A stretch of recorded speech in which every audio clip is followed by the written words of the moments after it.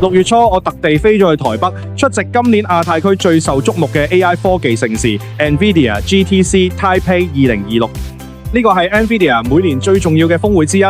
今次咧更加係同全球最大型嘅電腦科技展 Computex 2026聯合舉行，規模咧係歷年之最。今集就帶大家一齊感受一下呢兩日我見識到嘅一切。活動橫跨6月3號同4號兩日，場地分為演講廳、廠商 Roadshow 展示區同埋各種 AI 互動體驗站。整個場館嘅規模相當宏大，幾十間公司同研究機構都有設攤，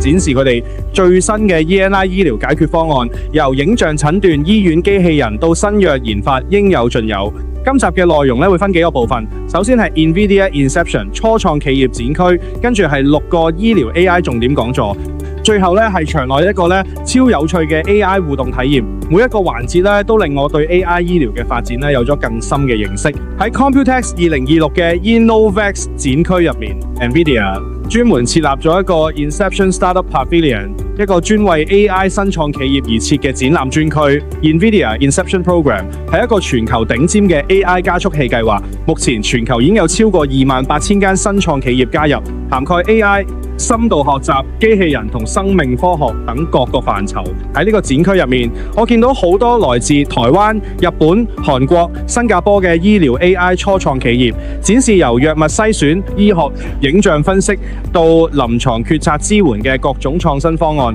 作為一間醫療科技公司，見到咁多志同道合嘅初創同行喺全球最大嘅 AI 科技盛事上展示自己嘅成果，感覺真係非常鼓舞。呢啲就係未來幾年要好好關注嘅 AI 醫療新力量。NVIDIA 醫療業務高級總監 David Hivoni 帶嚟今次嘅主題演講，講述 AI 如何從訓練模型進化成能夠感知、推理、採取行動嘅 Agentic AI， 正在重新定義醫療設備、醫院系統同整個生命科學嘅未來。第二個講座係由鴻海科技集團主講，介紹佢哋嘅 AI 護理協作機器人 NeuraBot。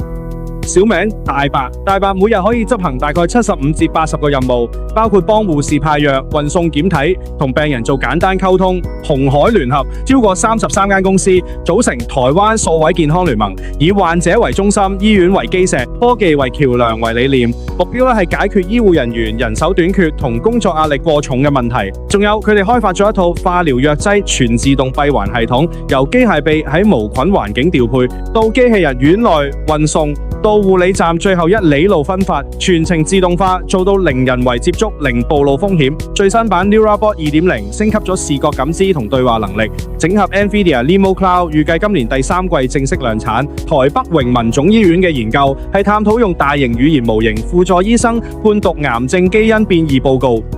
喺精準癌症治療入面，醫生需要根據病人嘅基因變異，決定係咪適合接受標靶治療。但人工判讀呢啲報告耗時而且極度複雜。佢哋比較咗 ChatGPT 4、Llama 同通義千問3個模型 ，ChatGPT 4嘅準確率約72%，表現最佳。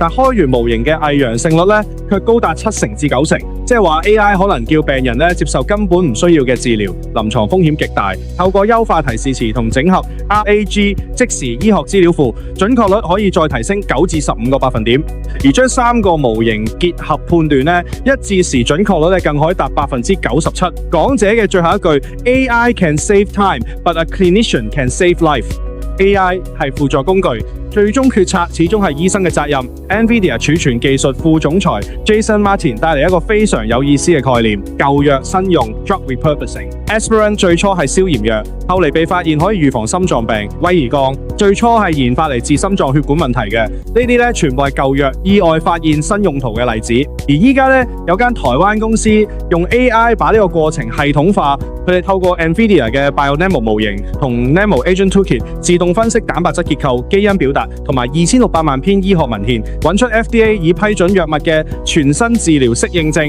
系統已喺白癜風，即係白斑病上成功完成細胞實驗驗證，並提交咗專利申請。佢哋嘅商業模式係完成驗證後授權俾大型藥廠，成本同時間遠低於傳統藥物開發嘅雙十定律。馬偕紀念醫院嘅 EBM Guardian 解決咗循證醫學一個長期嘅痛點，傳統循證醫學要花幾個小時搜尋文獻，但喺急診室，醫生嘅決策時間可能得返2分鐘。EBM Guardian 就係解決呢個矛盾，醫生用自然語言輸入問題，系統自動轉換成標準 PICO 醫學框架，喺 PubMed 搜尋30至50篇真實文獻，用視覺化圖表顯示每篇文獻嘅證據強度同結果一致性，所有資料附有超連結，零 AI 幻覺，100%可追溯。馬偕係全台灣第一間購入 DGX H100嘅醫學中心，佢哋嘅壓力測試顯示喺同一塊 NVIDIA B200 GPU 上，使用 INT4量化技術，可以處理高達45倍嘅高並發請求，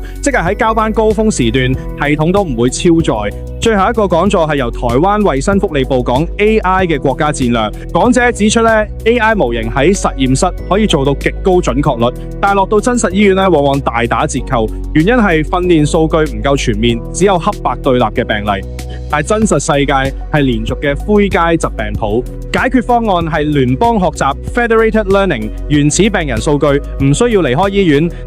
只係模型在各醫院之間流轉訓練，透過差分隱私同加密技術，確保病人資料安全。台灣依家已建立咗一個連接17間醫院嘅全國聯邦學習平台，以 NVIDIA NVFlair 為技術底座，由衛福部中央聚合中心協調，最終目標係建立台灣主權 AI， 真正由台灣本地臨床數據訓練出嚟，服務台灣病人嘅 AI 醫療系統。平台仲同泰國、瑞典、德國等國際頂尖醫療機構展開合作，場內仲有一個超吸引嘅 AI 互動 KissCon， 系統會將你數碼化成一個 Q 嘅卡通版本，然後同 NVIDIA 創辦人黃仁勳合照，啲效果真係相當有趣，排隊嘅人龍都唔短，梗係要試客先走啦。除此之外，展覽區嘅 roadshow 同廠商 demo 都係人頭湧湧，場面相當熱鬧。2日下來，見識到 AI 醫療發展嘅最前線，從醫院機器人到精準腫瘤學，從舊藥新用到國家級聯邦學習 AI 醫療唔係遙遠嘅未來，係依家正在發生嘅現實。如果你對醫療科技有興趣，記得訂閱 Tabnix Health Tech， 撳埋個 bell 掣，唔好錯過我哋下一集。下次見。